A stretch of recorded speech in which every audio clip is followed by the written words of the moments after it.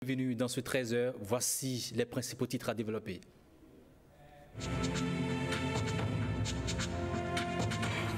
Ce vendredi 16 juin 2017, c'est la journée dédiée à l'enfant africain, une commémoration pour dénoncer la répression sanglante du 16 juin 1976 à Soweto en Afrique du Sud. Suivez dans cette édition l'adresse du ministre en charge des Affaires sociales. Au centre hospitalier et universitaire de la mère de l'enfant, les joyeux cris des bébés et toute autre opération sont interdits. Les 3 blocs opératoires sont en panne. Le cri de cœur du personnel soignant dans ce journal.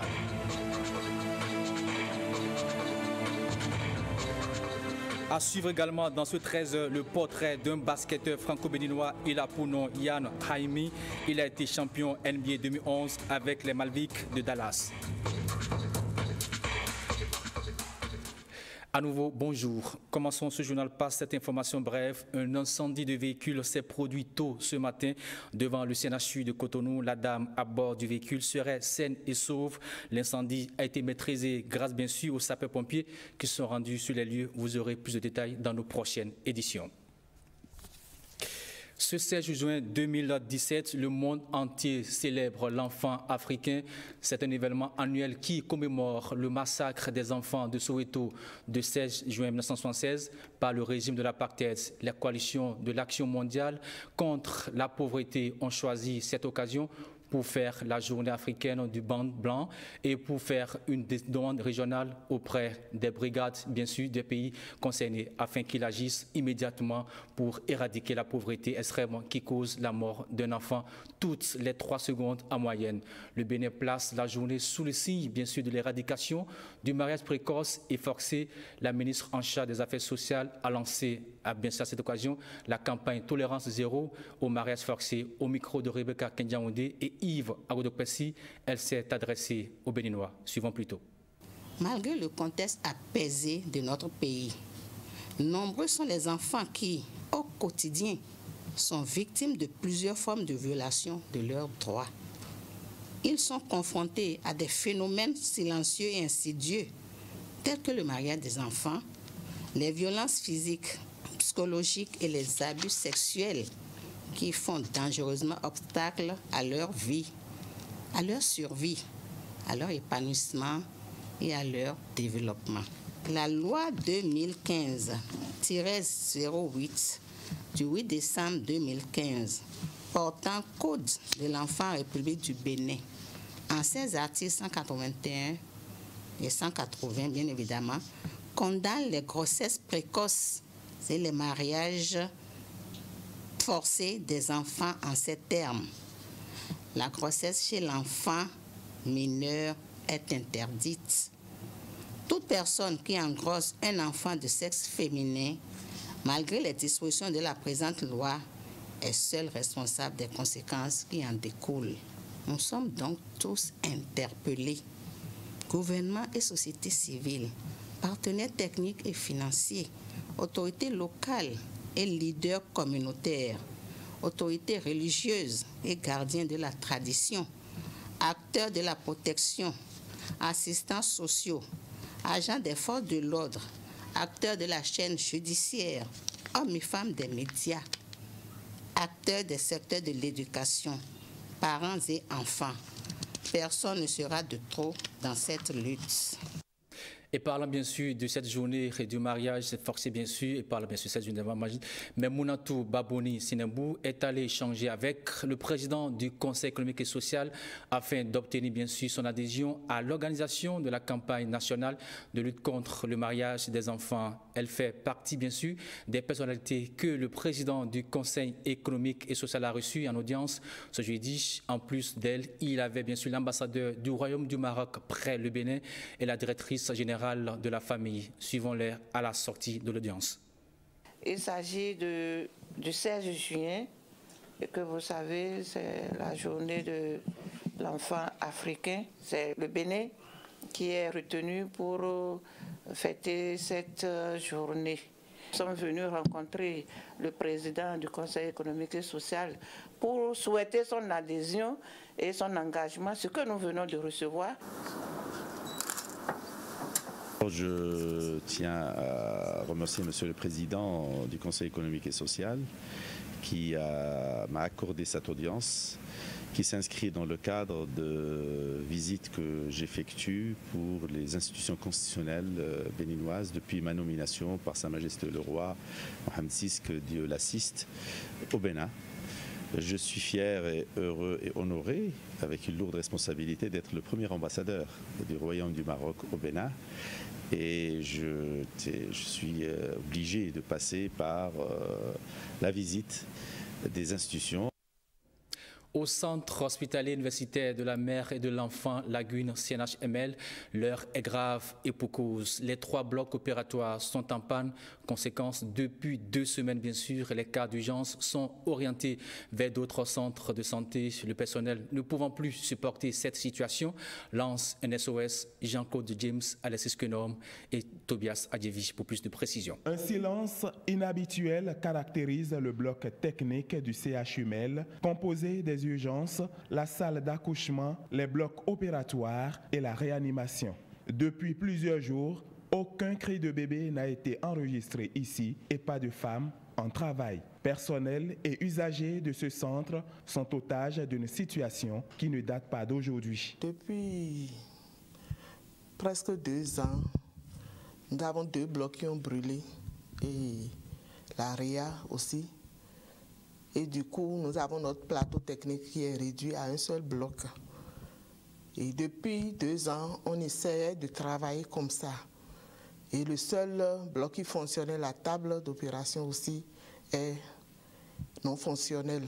C'est pas facile de travailler comme ça. Lorsque nous faisons des déclenchements, depuis 2 ans, lorsque nous faisons des déclenchements, nous ne sommes pas tranquilles. Tu peux être en train de diriger un travail d'accouchement, ça tourne autrement. Là, tu es obligé d'attendre ou tu mets dans une ambulance pour amener ailleurs. Face à la situation, pas d'autre choix que la fermeture. La seule salle d'intervention dont on s'accommodait nous a lâchés. Dans ces conditions, on ferait quoi ? Si on est des gens responsables, on ne peut plus prendre un travail d'accouchement. C'est pour ça que, logiquement, on devrait fermer avec l'accord de tout le personnel. Pour les agents, il faut réhabiliter en urgence le bloc technique. Un SOS pour la survie à tout prix. La compétence est là, mais on n'a pas le matériel ni le plateau technique qu'il faut. Nous voulons qu'on nous redonne notre plateau technique pour que nous puissions contribuer vraiment à diminuer la mortalité maternelle. Ce que vous avez derrière moi, c'est une partie du matériel, mais ça ne fait pas fonctionner un bloc opératoire. Mais je sais que, si j'en crois les propos du ministre, que la présidence aussi est à pied d'œuvre, il faudrait que les financiers aussi l'aident à régler le problème. Parce que même s'il a la bonne volonté et que du côté des financiers, ça ne bouge pas, il faut que ces personnes-là sachent aussi que chaque fois qu'ils traînent à régler ce genre de problème, c'est des décès derrière. Comment comprendre que le CHUML, l'un des hôpitaux de référence, soit handicapé faute d'un bloc technique? Les portes de ce service sont jusqu'à nouvel ordre fermées à la mère et à l'enfant. L'heure est grave, il faut agir et vite.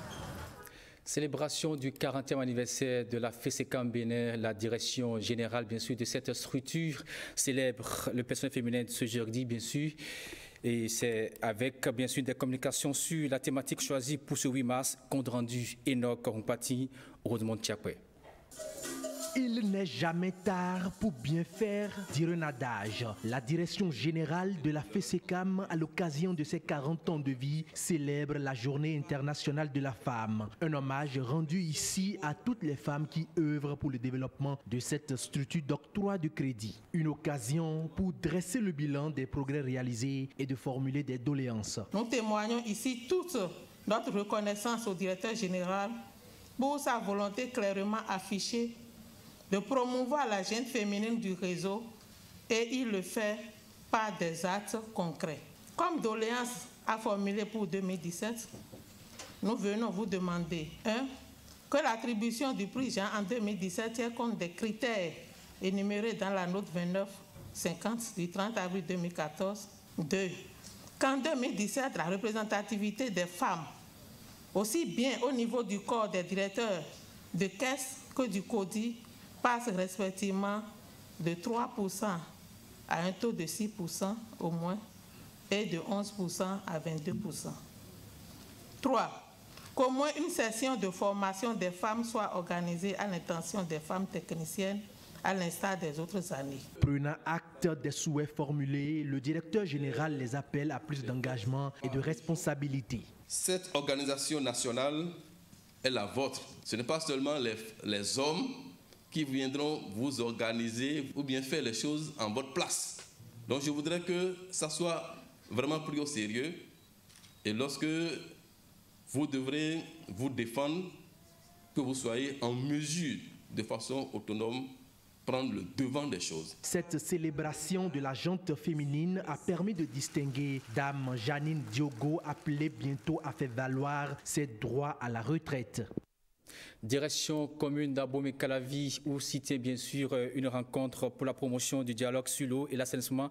C'est une initiative bien sûr, du projet Go Bénin. Elle vise à favoriser la mise en œuvre de la politique nationale de l'eau et à mettre un terme aux conflits liés à l'eau dans la commune d'Abomey-Calavi. Plus de précisions avec Mylène Fanou, Ulves Balogun et Wenceslas Amoyimo. Comment gérer les conflits liés à l'eau et favoriser la mise en place d'une plateforme communale des acteurs intervenant dans le dit secteur? C'est la problématique du projet Go Bénin. Il s'agit d'initier un dialogue en vue de trouver des solutions aux problèmes de l'eau dans la commune d'Abomey-Calavi. L'objectif essentiel, c'est d'identifier les problèmes liés à la gestion de l'eau dans la commune d'Abomey-Calavi. C'est identifier également les faiblesses liées que connaissent les acteurs dans la gestion de cette ressource, identifier aussi les besoins et les actions devant permettre d'améliorer la question liée à la gestion de l'eau et de l'assainissement dans la commune d'Abomey-Calavi. Cet atelier a pour objectif, n'est-ce pas, de nous aider au niveau de la commune à mieux gérer nos ressources en eau potable.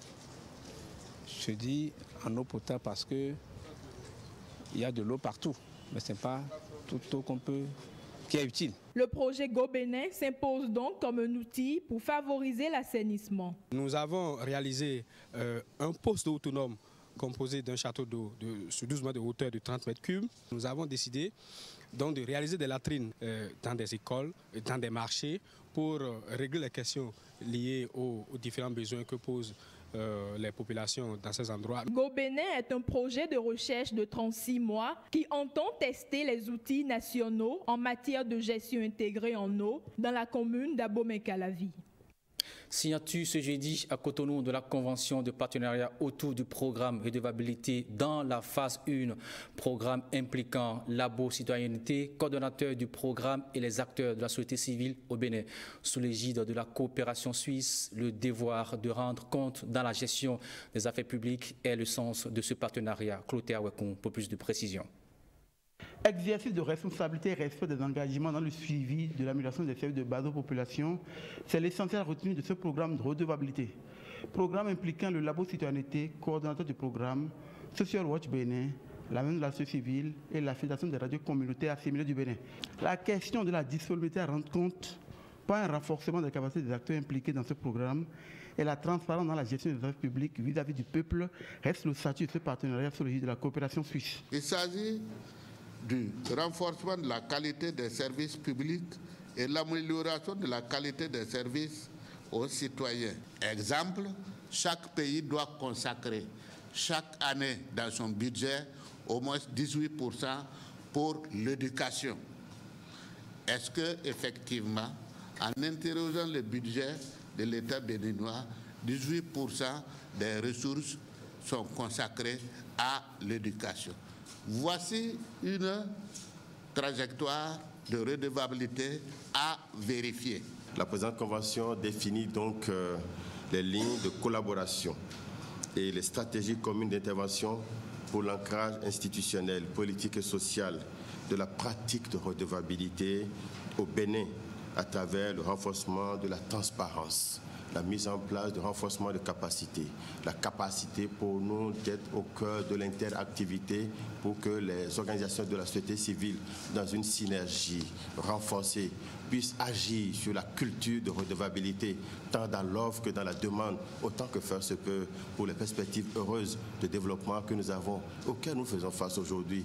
Le programme redevabilité dure 12 ans et comporte 4 phases, dont chacune s'étale sur 3 ans. La première phase de ce programme couvre la période 2016-2019. Bientôt, un projet d'électrification scolaire pour le collège d'enseignement général de Kpaou, c'est dans la commune de Ouida. Une cérémonie de lancement du dit projet s'est déroulée ce jeudi dans l'enceinte de l'établissement, en présence bien sûr des autorités communales. On fait le point avec Jérôme Bo et Yves Agodopessi. C'est un projet d'électrification grâce auquel le collège d'enseignement général de Kpaou, dans la commune de Ouida, pourra disposer de panneaux solaires pour une électrification permanente. L'entreprise ARES se charge de la réalisation du dit projet. En récapitulatif, nous avons 15 salles à éclairer, 7 cours du soir, 35 ordinateurs, un stérilisateur, un projecteur, un réfrigérateur, 4 imprimantes, une photocopieuse et 7 prises de courant. Ils ont proposé une puissance crête de 30 kW pour les panneaux, ce qui représente en termes bien plus abordable à nos citoyens, nos parents qui sont ici, environ 70 kWh par jour. Les retombées attendues sont multiples pour le CEG Kpaou, plus grand établissement d'enseignement secondaire de la commune de Ouida. Avec la réalisation de ce projet, c'est une économie de plus d'1 million de francs dans notre budget qui correspond aux frais d'électricité ou de carburant pour alimenter le groupe. C'est la disponibilité de l'Internet sans limite. C'est la modernisation de la gestion de nos élèves et de nos professeurs. C'est l'informatisation de l'administration du CEG.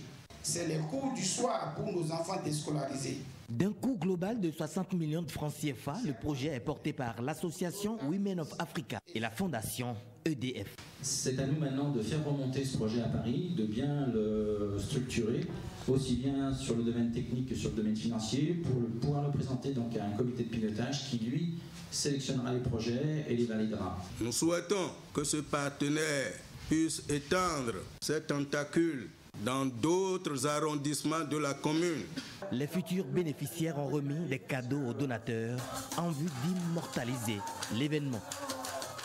Un peu plus de reportage dans ce journal, il s'agit du lancement du nouveau produit MomoPay de MTN. C'est un produit qui vient, dit-on, simplifier la vie aux clients en ce qui concerne bien sûr le paiement. Plus de précision avec Huguette Ondelo.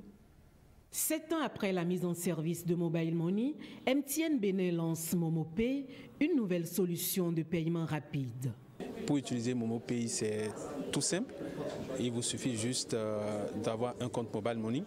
Ensuite, vous vous rendez dans l'une de nos agences ou bien sûr l'un de nos points déployés à travers la ville de Cotonou à l'occasion de ce lancement. Vous réclamez votre tag qu'on vous donne gratuitement. On active votre tag auquel on relie votre numéro MTN Mobile Money. Ensuite, vous vous rendez chez l'un de nos accepteurs, MomoPay. À la fin de votre course, à la fin de vos achats, vous approchez de la caisse et vous rapprochez votre tag MomoPay du terminal qui se trouve en point de vente. Vous recevez un push sur votre téléphone qui vous invite à inscrire votre code PIN, qui d'ailleurs est secret, que vous ne devez communiquer à personne. Ensuite, vous recevez un deuxième push qui vous demande de confirmer la transaction. Puis enfin, vous recevez une notification de confirmation que votre transaction a été effectuée. Et ainsi, en moins de 15 secondes, vous avez fini de faire votre paiement. 300 terminaux seront déployés, entre autres, dans les supermarchés, hôtels, pharmacies et restaurants de la place. Les conducteurs de taxi et ceux de taxi-moto auront droit à un autre type de terminal appelé X8. Lui, il sera déployé dans tout ce qui est transport au Bénin. Donc désormais, les émigrants, les taxis, les nouvelles lignes de taxis que le gouvernement est en train de lancer, et Soft Taxi et tout le reste, ils pourront utiliser ce terminal dans tous les bus de Tokpa à Agla. Ils peuvent utiliser désormais ce terminal, les bus de longue distance, ils peuvent utiliser ce terminal. Et surtout nos frères des émigrants, ils auront ce terminal à disposition comme nous allons le distribuer. Avec le lancement de ce nouveau produit, MTN Bénin réitère son engagement à révéler le Bénin digital aux côtés du gouvernement. À la Haute Autorité de l'audiovisuel de la communication, c'est la fin de la première session ordinaire de l'année. Le président de l'institution décerne un satisfecit aux conseillers pour les 4 mois d'activité. Le compte rendu de la cérémonie de clôture avec Ghislaine Adimi Abozo.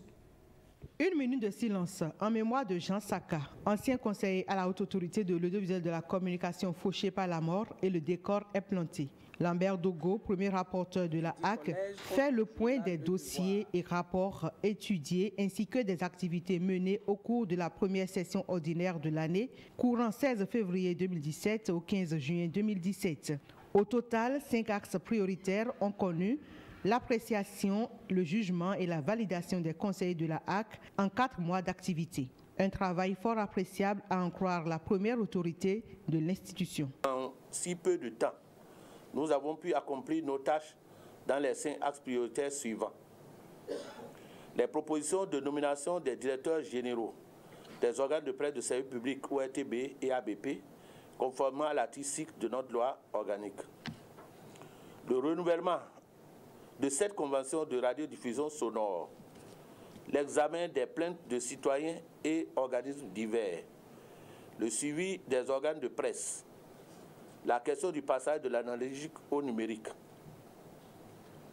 Sur cette dernière question, je tiens à nous féliciter tous, car, comme je le prévoyais à l'ouverture de la présente session, les commissions mises en place ont achevé leurs travaux et conformément au plan de travail de la HAC, ces travaux ont été validés au cours d'un atelier spécialement dédié à cet effet. Selon Adam Bonitessi, la satisfaction aurait été totale si les conditions de vie et de travail des cadres et autres agents de l'institution étaient des meilleures. Il s'engage alors à poursuivre la lutte pour l'amélioration des dites conditions. Il a connu plusieurs parcours pour se donner un nom. Yann Mahemi, c'est aujourd'hui un grand basketteur franco-béninois. Il a été champion, bien sûr, NBA 2011 avec les Mavericks de Dallas. Yann Mahemi, de l'ombre à la lumière, c'est un reportage signé Blaise Adampo. Il mélange taille, technique et efficacité sur les paquets en 28e position. Yann Mahemi est né le 5 novembre 1986 à Rouen en France, d'un père d'origine béninoise et d'une mère jamaïcaine. Il est un joueur de basketball français évoluant au poste de pivot au sein de l'équipe des Wizards de Washington aux États-Unis d'Amérique. D'une taille de 2,11 m, il signe à 16 ans son premier contrat professionnel avec le Havre, son club formateur. À seulement 20 ans, il intègre la célèbre NBA avec l'équipe des San Antonio Spurs le 23 août 2007, dans laquelle évolue Tony Parker. Avec Tony, c'est plus une relation de frère, tu vois. Vraiment, on est arrivé. Moi, je suis arrivé à San Antonio, je connaissais rien. Un petit Français qui arrive comme ça, il m'a vraiment pris sous son aile. Non, on a des liens très soudés, on est au téléphone souvent. Et c'est un vrai ami, Mahemi joue très peu. Greg Popovich, l'entraîneur de Spurs, décide de l'envoyer dans l'équipe réserve, les Toros d'Austin, pour qu'il puisse progresser en passant plus de temps sur les parquets. Dès son arrivée chez les Toros, il révèle son talent puisqu'il marque autour de 17 points de moyenne par match. Yann dispute son premier match de la saison 2009-2010 avec les Spurs le 10 janvier contre les Nets du New Jersey. Il signe au Maverick de Dallas en 2010. Ayant gagné la confiance de son entraîneur, il dispute quelques minutes de play-off, notamment face aux Lakers de Los Angeles, où il inscrit 2 points et capte un rebond. Il s'illustre lors du dernier match avec 2 paniers sur des tirs extérieurs. Les Dallas Mavericks sont champions 2011 de la NBA et Yann devient le 2e Français sacré champion de la NBA. À son retour en France, tous les médias se l'arrachent pour écouter ses exploits. Devenir champion aux États-Unis, surtout à Dallas, c'est quelque chose d'extraordinaire parce que Dallas, c'est quand même, il y a une histoire derrière. C'est leur premier titre de champion NBA. Ça fait des années qu'ils figurent toujours dans les favoris du championnat, sans jamais vraiment ramener le trophée à la maison. Et vraiment là, cette année, de revenir avec le trophée à la maison, mais moi, j'ai jamais vu ça. Il intéresse cette équipe dans les Wizards de Washington, chez qui il signe un contrat de 64 millions de dollars sur 4 ans. Il fait ses débuts sous le maillot bleu le 18 août 2009 contre la Finlande. Le basketteur franco-béninois a été reçu hier par le ministre des Sports, Osvaldo Meki.